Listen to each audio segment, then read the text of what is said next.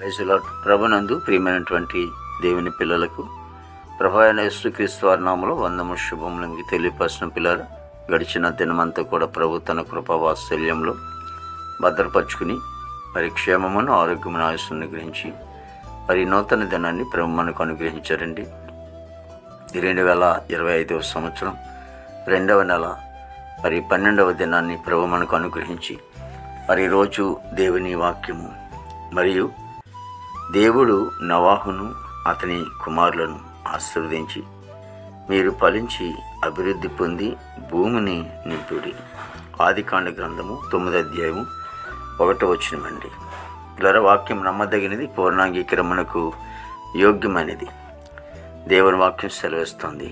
ఆనాడు మరి జల ప్రళయం తరువాత జరిగిన సన్నివేశం ఏంటంటే, దేవుడు నోవాహుతో మాట్లాడుతూ అని అంటున్నాడు, మరి మీరు మీ పిల్లలు ఆశీర్వదింపబడాలి, అంతేకాకుండా మీరు అభివృద్ధి కావాలి, అంతేకాకుండా మీరు ఫలించి అభివృద్ధి పొంది భూమిని నింపిడి అని సెలవిస్తున్నాడు. కాబట్టి దేవుడు మరి నోవాహును ఆశీర్వదించాడు, నోవాహు కుమారులను కూడా ఆశీర్వదించాడు. అంతేకాకుండా వాళ్ళు తన కుమారులు మరియు వాళ్ళు భార్యలు వారు ఏం చేశారంటే, మరి దేవుడు అన్నాడు మీరు ఫలించాలన్నాడు.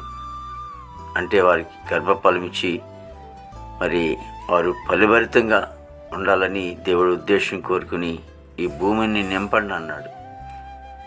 ఈ రోజున గర్భఫలం లేకుండా ఉన్నట్లయితే ప్రభు ఆయన గర్భఫలం ఇవ్వచ్చు బహుమానం అన్నట్లుగా మరి ఆయన గర్భఫలం ఇచ్చి గొప్ప తండ్రి, ఆయన్ని పిల్లలను ఆస్వాదించేవాడు, ఆయన కుటుంబాలను దీవించేవాడు, ఆస్వాదించేవాడు. తన బిడ్డలను ఆశీర్వాదకరంగా ఉండటం ద్వారా మరి దేవుడు మహిమ తెచ్చుకున్నట్లుగా దేవుని వాక్యం ద్వారా మనం గమనిస్తూ ఉంటున్నాం.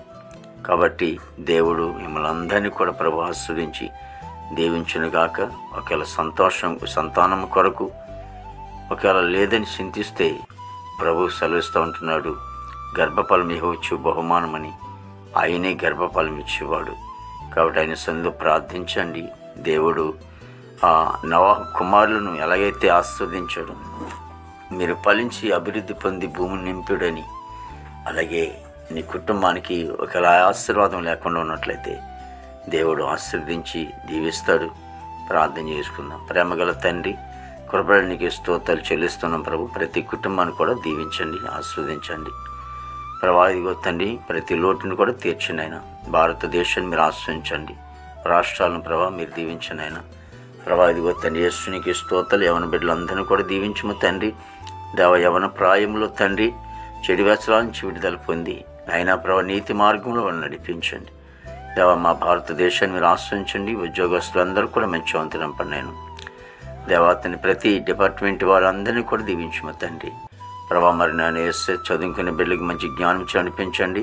10th క్లాస్ పరీక్షలు రాయటం సిద్ధపడుతుండగా జ్ఞానం ఇవ్వండి దేవానికి స్తోత్రాలు ప్రభా. మరి నేను పనికెళ్ళే బిడ్డలు కూడా మంచి వంతునం పడండి. మా దేశ పాడి పండినంతని మీరు ఆశ్రయించి రోగులు స్వస్థపరచండి. జైలున్న బిడ్డలు విడుదల చేయండి. కోర్టు గోడలు కేసు గోడలన్నీ కూడా కొట్టివేసి ఈ దినమంతా కొన్ని విశేషమైన కృపతో నింపి నీ నామానికి మాత్రమే మహిమ తెచ్చుకోండి. యేసుక్రీస్తు వారి దివ్యమైన నామములో అడుగుచున్నాం తండ్రి.